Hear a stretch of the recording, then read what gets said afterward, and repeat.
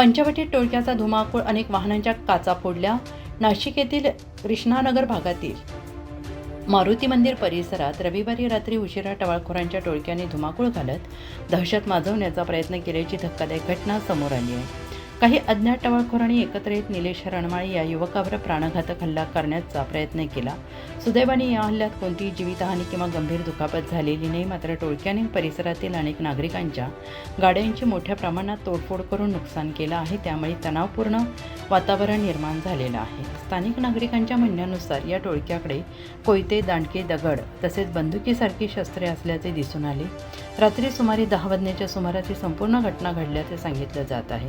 अचानक झालेल्या या प्रकारामुळे परिसरात भीतीचं वातावरण पसरलेलं आहे. यासाठी पोलिसांनी कठोर कारवाई करावी अशी मागणी करण्यात आली आहे. मुलगा कामावून येत होता, आमची गाडी शोरूम आहे आत्ताच, ते गावावर इथं जगायला आलेले, त्याची सुद्धा शोरूम गाडी फोडून टाकली.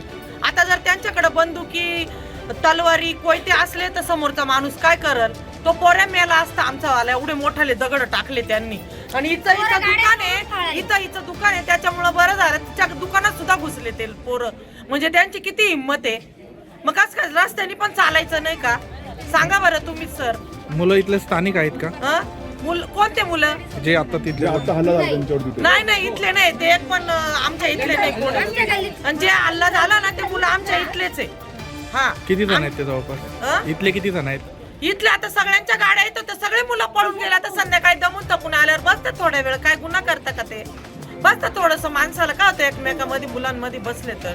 बाकीच्या गाड्या उभ्या होत्या, ते गाड्या फोडून निघून गेले. कशावरून झालं? काय आयडिया आहे तुम्हाला? काहीच आयडिया नाही. आम्ही सगळ्या महिला घरात स्वयंपाकामध्ये बिझी असतो संध्याकाळी. कारण सगळे हातावरचे लोक इथं आणि सगळे संध्याकाळी दमून थकून येतात. बाया स्वयंपाक करतात. सगळे हातावरचे लोक गरीब आहे. जेव्हा कामाला जातील तेव्हा खातील पेतील. परिसरात पहिल्यांदा असं काही झालंय का? हो, एवढं डेंजर तर परिसरामध्ये पहिल्यांदा झालेलं आहे सर. काय सांगणार आपण तर प्रश्न?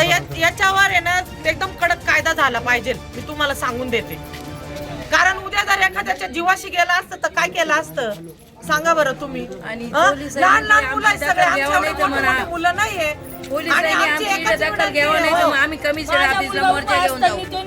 त्याच्या हातातून सुटकला तो, नाही तर त्यांनी डायरेक्ट त्याचं मर्डर करीत होते. मी उभी होती त्याच्या जवळ. आई, मी त्याला म्हटलं भाऊ जेवण केलं म्हणून मी पण त्याच्या बरोबर आले. ते डायरेक्ट जसे घुसले त्याला धरलं, तसं ते त्यांच्या ह्याच्यातून सुटकून त्याच्या हाताला पण लागलेले. कोणाला धरलं? निलेशला. तुमचा मुलगा आहे का? माझा मुलगा आहे निलेश. मी त्याच्या हल्ला झालेला मुलगा तुमचा? हो, काय झालं? का बरं हल्ला झाला? काय माहिती आहे? त्याला ते मला नाही माहिती काही, पण ते डायरेक्ट आले. ते 5-6 जण होते. त्यांनी डायरेक्ट त्याला धरायचं. एक जणांनी धरलं, दुसरे मारणार. तो तेवढ्या याच्यातून सुटून पळून गेला इकडून वावरातून. त्याचे काय परिचयातले आहेत का ते मुलं? त्याच्या परिचयातलेच. परिचयातले ते? हो. जवळपास किती जण होते ते? 5-6 जण आहे. आता सध्या काय जखमी का तो? नाही, जखमी नाही. तो सुटला, त्याच्या हाताला असं लागलेले 2-3 ठिकाणी. असं डायरेक्ट वर खडलेले. काय नाव तुमचं? मंगल नंदुरान माळे. आई.